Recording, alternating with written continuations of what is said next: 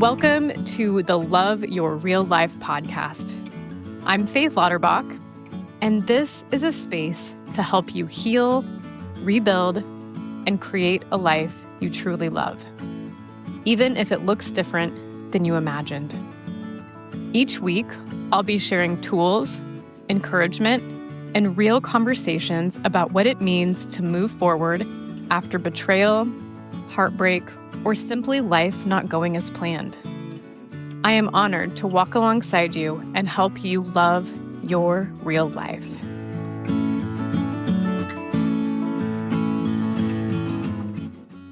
Hi, friends, and welcome back to the Love Your Real Life podcast. I'm your host, Faith Lauterbach, and today we're talking about something so important on this healing journey, and it's what to do when your body feels activated. If you've experienced betrayal, trauma, or just overwhelming stress, basically, if you've lived long enough as a human, you've probably felt these moments. Maybe your heart is racing, your chest tightens, you might feel nauseous, you might feel shaky, or like you just can't think clearly. And while it's our nervous system is doing our job and trying to protect us, but in the moment, it doesn't feel like that. These physical reactions can leave us feeling scared, stuck, unsure what's happening to our body, overwhelmed, exhausted, especially if we don't know what to do when that happens. So in this episode, I'm going to walk you through some simple, gentle nervous system practices. And these are things that I learned back when I was going through this. And I hope that it gives you some tools that you can do anywhere, anytime to bring yourself back to a place of calm and safety.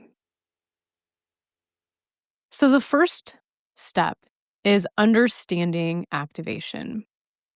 Now, when I'm talking about being activated, what's really happening is your body is moving into fight, flight, or freeze mode.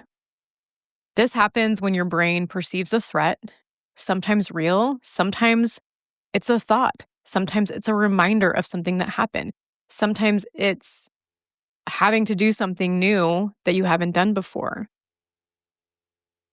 So it can happen a lot, especially if you're going through betrayal, if you're going through divorce, if you're going through any stressful situation, any big change in identity. If you're going through that process, this could happen a lot.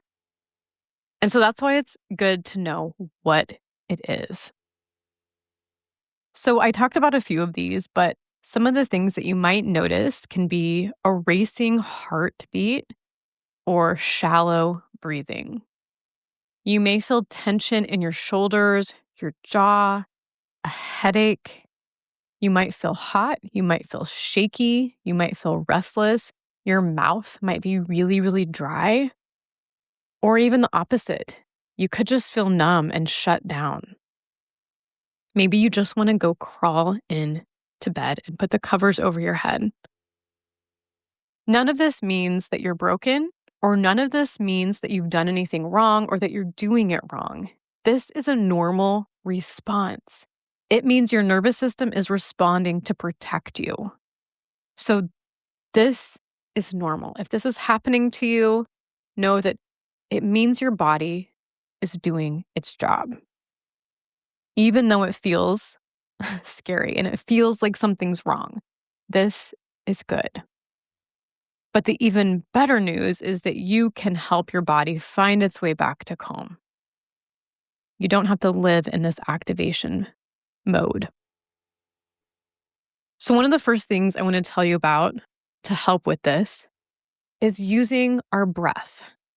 And so I know you may feel like, oh my gosh, I can't with the breath. Like I've tried it, it doesn't work. Or how could breathing work? It's too simple. But I want to say, stick with me, try it out. Give yourself a few options that you can do when you start feeling like this to try out. It's really one of the quickest ways to signal safety to your body. When you think about it, when we go into this activation or this fight or flight mode, one of the first things that's going to happen is our breathing is going to quicken. We're going to start breathing fast. That's another signal to our body that it needs to do something. And it will make our heart beat faster. It can make us feel dizzy or lightheaded.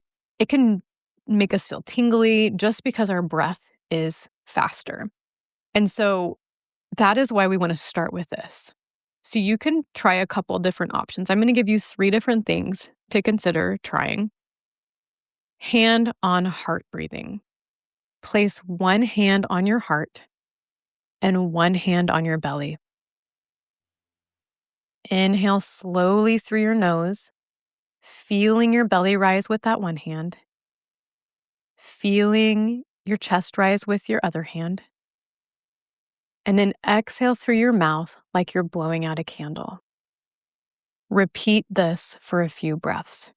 Hand over your heart and one hand over your belly. Slow down that breathing. The other option I'm going to tell you about is called box breathing. And so box breathing is really simple. I want you to imagine drawing a box in your mind as you breathe. And so the first line is going to be inhale for a count of 4. Hold for a count of 4. Exhale to the count of 4 and hold for the count of 4. You can continue doing this for a few cycles. Again, it's going to slow that breathing down, bringing that calm to your body. The third option I'm going to give you is longer exhale breathing. And so what that's going to be is you're going to inhale to the count of 4, like we did with the box breathing. But this time, you're just going to exhale to the count of 6. This longer exhale really tells our body that it's safe to relax. So we're going to inhale to the 4, exhale a couple extra counts to the count of 6, telling our body it's safe to relax. What I love about this breath work, specifically this last 2, the box breathing and the longer exhale breathing, is that you can do it anywhere, anytime. And nobody has to know you're doing it. You can do it while you're sitting in a meeting. You can do it while you're in a stressful conversation. You can do it when you feel that overwhelm coming on from making all these decisions. It can be done and no one has to know, but it can help you in that moment. And you don't have to get it perfect. Even just doing 1 or 2 slow breaths can help this process and help you feel better. Okay, the next technique I want to talk about is gentle movement. When energy builds up in your body, sometimes the best thing you can do is move it through. And so that can be done in a lot of different ways. I'll go through a few of those. The first one I want to talk about is just shaking it out. And so that's where you're going to stand up and gently shake your hands, your arms, or even your whole body for like 30 seconds. It may feel really silly, but it honestly helps to release stored tension. I'll tell you, during this time in my life, when I was going through the immediate aftermath of infidelity and then divorce, for me, my kids and I did a form of this as a dance party. We had a specific song that we would listen to when things just felt too hard or too heavy or too much. We would turn this song on and we would literally just dance our hearts out for the whole song. And it made such a big difference. We would laugh. We would sometimes just cry and laugh at the same time, but we would dance to this song for its entirety. And I'll tell you, all these years later, we still love to have a dance party. And it was such a great memory, and it helped us all so much that it's been something that's lasting that we do now for fun. And we do now just to bring a smile to our face. So the dance party is a version of shake it out. The second one I want to talk about is stretching. Roll your shoulders, stretch your arms overhead, twist side to side. Just doing some simple stretches, opening up space in your body. Think of opening up your chest. When our bodies are under stress, we will have those physical symptoms. Check in with your shoulders. They are probably up to your ears. So gently release those, soften those shoulders. Maybe rolling those shoulders up to your ears and down and back a couple times. Again, just doing these regular stretches, using a foam roller in this process, if you have one, can be a really great way to just kind of physically move this tension through. Walking is the third thing I want to talk about. It doesn't have to be a long walk, just even a short walk around your house, around your block. Doing that regularly, maybe you want to do that a couple times a day. This can help move the stress through your system. Movement doesn't have to be big or intense. These small, gentle shifts can be really powerful. Now, if you're somebody who already has a good workout routine where you're going to a class, lifting weights, things like that, keeping up with those routines can help keeping the stress flowing through your body as well. All right, the next one I want to talk about is a grounding technique. I talked about a couple of these a little bit in last week's episode, but I'm going to go over those in a little bit more detail now. So, a grounding technique is when your mind is feeling like it's spinning, doing something that's grounding helps bring you back into the present moment. A lot of our fears, our anxiety, our worry live in times that are not right now. It might live in the past because we're reliving something. It might live in the future because we're worrying about something. So, grounding brings us into the present moment. And I want to tell you a few ways to do this. So, one I talked about last week was this 5, 4, 3, 2, 1 method, where you say out loud or in your head, whatever works. Sometimes out loud helps more, but 5 things that you can see, 4 things that you can feel, 3 things that you can hear, 2 things that you can smell, and 1 thing you can taste. This can be really, really powerful. And again, this can be done, if you're not saying it out loud, this can be done anywhere, anytime, and no one will notice. So if you're sitting through something that you're having a really hard time with, using this grounding technique of 5, 4, 3, 2, 1 can help you get through it. A cold water reset. Splashing cold water on your face or holding something cold in your hands is a signal to your body to reset, and it can help bring you back into the present moment. Name your surroundings. So look around and just say out loud where you are. I'm in my living room. I'm sitting on my couch. I'm safe right now. This simple sentence can help bring you back into the present moment, take you out from wherever you were that you were worrying, having fear, stressed out. These grounding techniques help remind your nervous system that you're here and you're safe and you're okay. Now, there's more things to help with activation than just these things I've listed. These are some of the things that really worked for me. And these are things that are pretty simple to do, and you don't need a lot of tools. Um, so that's why I like them, but do what works for you. Not every tool, not every technique is going to work for every person, and that's okay. What matters is trying things out, noticing what helps your body feel calmer. We are all individuals, and what works for one person might not work for another person, or you may have to do it in a different way. So these are just some ideas to get you started. And sometimes something that worked one day might not work the other day. So it's nice to have a few tools in your toolbox to help. Now, I'll say too, if these ideas sound good to you, you might want to write them down. have them on a sticky note or have them on a note in your phone, because when you need them, you might not remember exactly what to do. So having them somewhere that you can access really quickly can be helpful.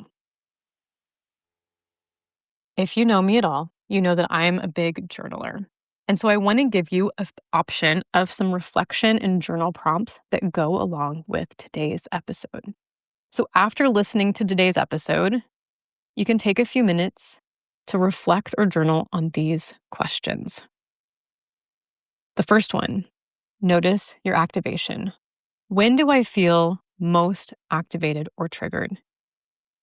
So maybe writing some times that you know are activating for you. What physical sensations show up in my body? So thinking, is it my stomach? Am I nauseous? Do I feel pain?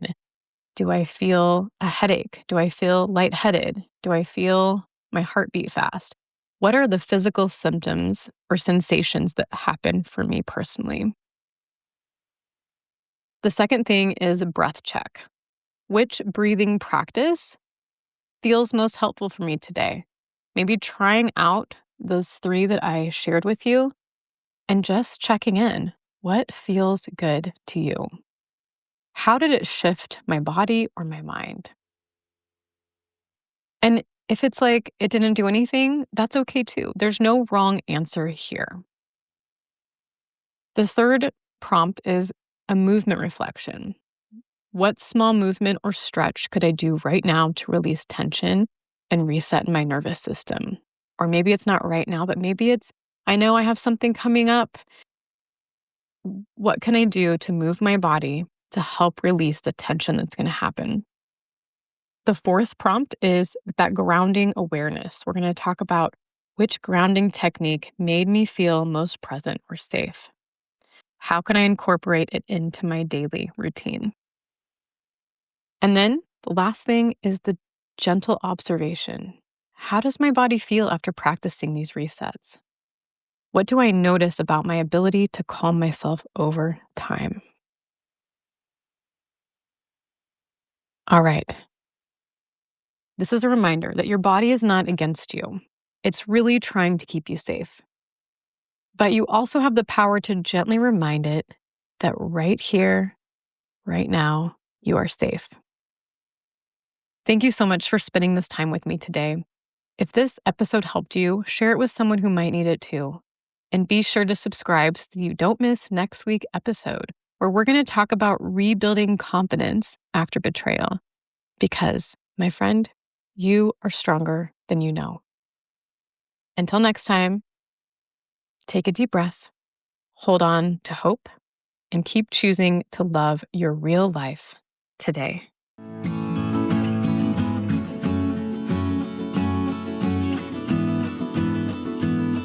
Thank you so much for listening to the Love Your Real Life podcast. I hope that today's episode was just what you needed. Be sure to subscribe to the podcast so you never miss an episode. And if you're looking for more support, check out the show notes for how to connect. Remember, no matter what your story holds, you are worthy of living a life that you love. Talk to you soon.